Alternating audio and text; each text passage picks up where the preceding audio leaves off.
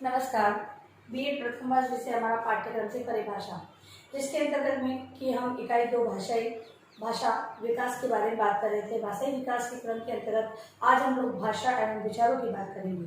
भाषा का ज्ञान प्राप्त करने के लिए, क्योंकि जो मानव समस्त क्रियाकलाप करता है वो विचारों पर आधारित होती है और उसी क्रम में भाषा का विकास भी देखा जाता है। तो भाषा और विचार दोनों को बहुत ही घनिष्ठ संबंध माना गया है। जो भाषा के सीखने में विचारों का बहुत ही बड़ा योगदान रहता है। मानव मन में जो विचार उत्पन्न होते हैं उन्हीं के आधार पर वो अपने क्रियाकलापों को संपन्न करता है। जैसे कि वो अपने संप्रेषण के अंतर्गत भी बहुत सारे विचार लेता है कि अगर मैं किसी से बात करूँगा तो मैं इस प्रकार से बात करूँगा, मैं इन शिष्टाचार संबंधी इन शब्दों का उपयोग करूँगा। तो ये विचारों को अपने मन में लेते हुए वो क्या करता है, भाषा का प्रयोग करता है। तो आइए हम लोग चर्चा करते हैं भाषा एवं विचार के संबंध में। तो मनोवैज्ञानिकों के अनुसार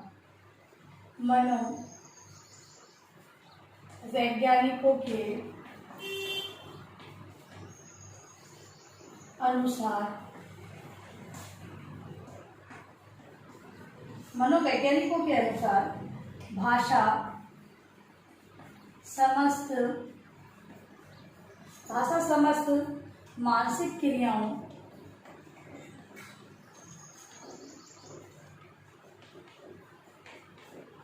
समस्त मानसिक क्रियाओं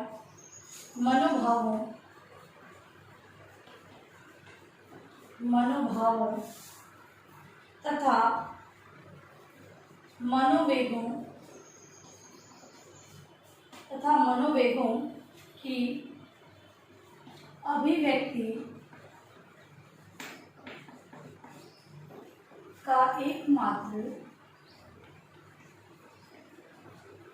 साधन है।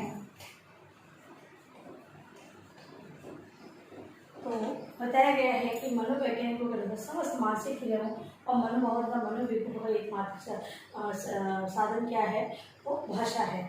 भाषा के माध्यम से ही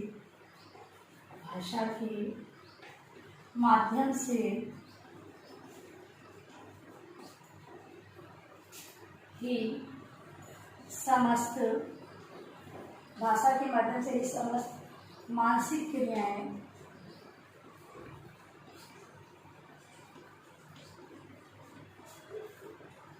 घटित होती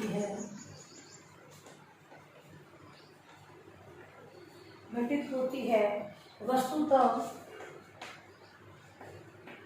यही हमारी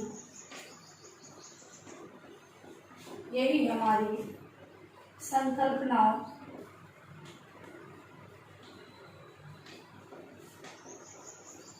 का गठन का आधार है। विचारों और भाषा का अटूट संबंध इस बात की पुष्टि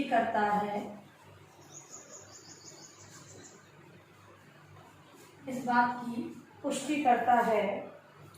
अतः कहा जा सकता है कि भाषा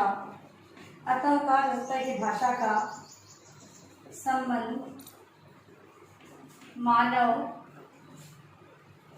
व्यवहार से है।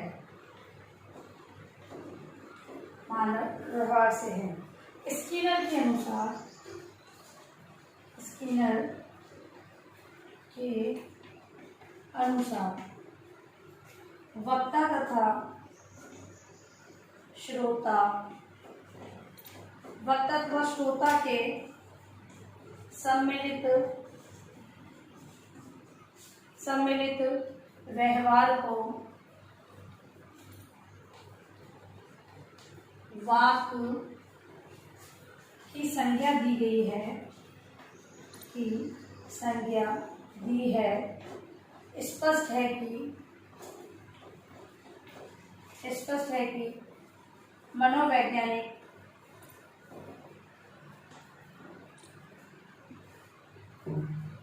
मनोवैज्ञानिक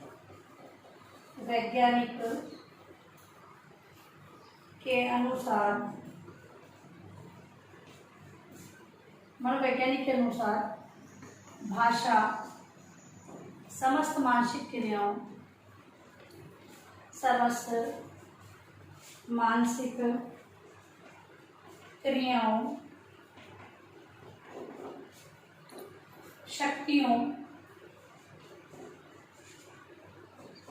शक्तियों विचारों तथा भावों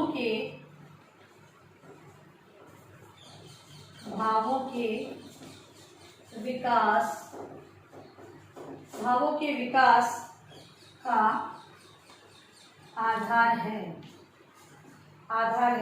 भाषा का विचार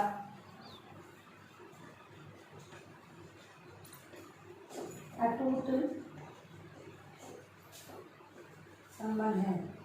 भाषा का विचार से अटूट संबंध है।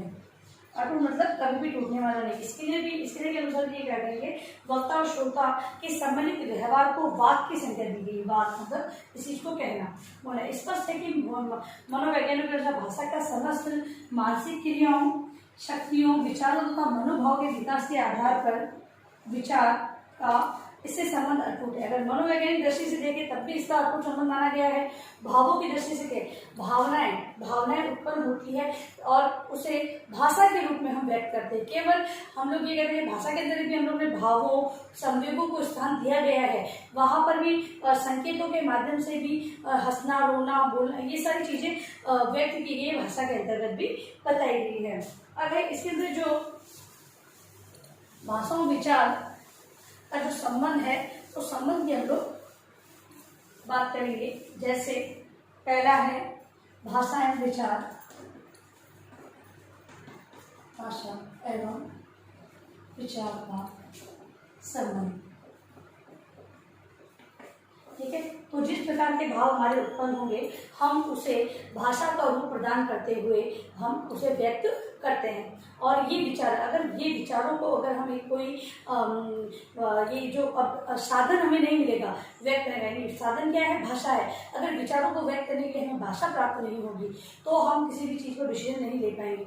यहाँ तक कि हम जिस भाषा के का ज्ञान हमें होता है उस भाषा के अंतर्गत हम बहुत सारे विचारों को मतलब बता सकते हैं। उदाहरण के लिए कोई प्रश्न दिया गया है, अगर वो प्रश्न बालक की स्वयं की अपनाई गई भाषा के अंतर्गत वो प्रश्न दिया गया है तो बालक उसको प्रश्न का उत्तर याद नहीं होगा, तभी उससे संबंधित विचारों को वो व्यक्त करने का प्रयास करता है। यदि अगर वो भाषा उसकी समझ से परे है तो वो बालक उस उत्तर को नहीं दे पाता है। ठीक है, तो भाषा और विचार का संबंध बहुत ही घनिष्ठ होता है और भाषा का ज्ञान होने के साथ साथ बालक की विचारों की जो क्षमता है उसमें भी वृद्धि होती है और विचारों की क्षमता में वृद्धि होने के साथ साथ उसकी लिखित और मौखिक अभिव्यक्ति का विकास भी होता है।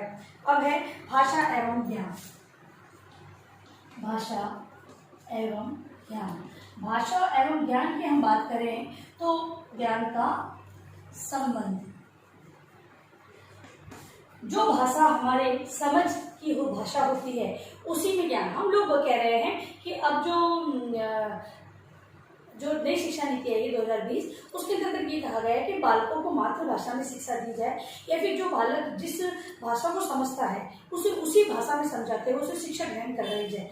तो यहाँ पर भी वही चीज बात थी कि ज्ञान प्राप्त करना, यानी कि शिक्षा है, हम लोग ज्ञान के अलग अलग जो भाग है वो शिक्षा के अंदर बांटे हुए। ज्ञान तो एक पूरा बहुत विस्तृत है लेकिन उन्हें अलग अलग भागों में बांट दिया गया है और जिसका रूप हम शिक्षा के माध्यम से देख रहे हैं। शिक्षा के अंदर अलग विषय ज्ञान तो सभी एक आपस में जुड़ा हुआ था लेकिन इन्हें अलग अलग धाराओं में बांटते हुए हम इन्हें अलग अलग विषयों के रूप में पढ़ रहे हैं। तो ज्ञान और भाषा का बहुत ही बड़ा संबंध है। जो बालक जिस भाषा को समझता है वो उसी भाषा में ज्ञान प्राप्त करने में उसे सहायता मिलती है और उसको ज्ञान को वो बहुत अच्छे तरीके से प्राप्त करता है। अगर वो भाषा उसके समझ से अलग है या फिर वो उस भाषा में समझ नहीं पा रहा है तो संबंधित किसी भी प्रकार का ज्ञान उसे दिया जाए उसके ऊपर से चला जाएगा, उसे समझ में नहीं आएगा। तो ज्ञान प्राप्त करने में भाषा का बहुत ही बड़ा संबंध माना गया है। फिर है भाषा एवं अस्तित्व। भाषा एवं अस्तित्व, भाषा एवं अस्तित्व की अगर हम बात करें भाषा एवं अस्तित्व का संबंध। भाषा और अस्तित्व के संबंध की बात करें तो एक बालक का पूरा संपूर्ण जो व्यक्तित्व है उसका अगर हम अवलोकन करते हैं तो उसके अंतर्गत भाषा के एक पक्ष को भी देखा जाता है कि बालक किस प्रकार की भाषा का उपयोग कर रहा है, वो भाषा शिष्टाचार में है या नहीं है। तो उसके जब हम गुणों की अवगुणों की बात करें तब हम भाषा को देख रहे हैं। तो अस्तित्व जब अपने अंदर वो बदलाव करेगा तो बदलाव वो भाषा के अंतर्गत बातों को समझते हुए ही अपने अंदर बदलाव करेगा। तो सर्वांगीण विकास की तो एक मानव के संपूर्ण अस्तित्व के अंतर्गत जो बदलाव या व्यवहार में परिवर्तन लाया जाता है उसके अंतर्गत भाषा का बहुत ही महत्वपूर्ण भूमिका होती है।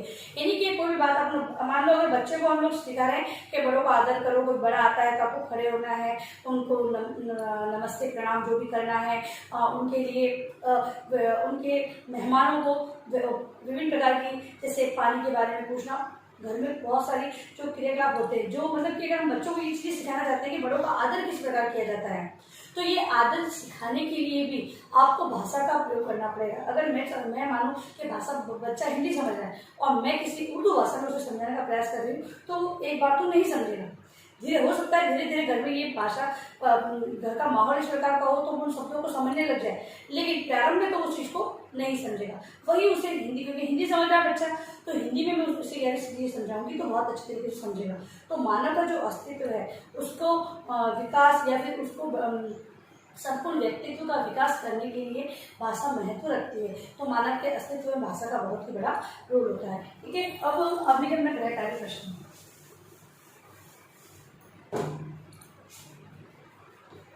गृह कार्य प्रश्न लिखें। भाषा एवं विचार से क्या तात्पर्य है, इसके संबंधों को समझाइए।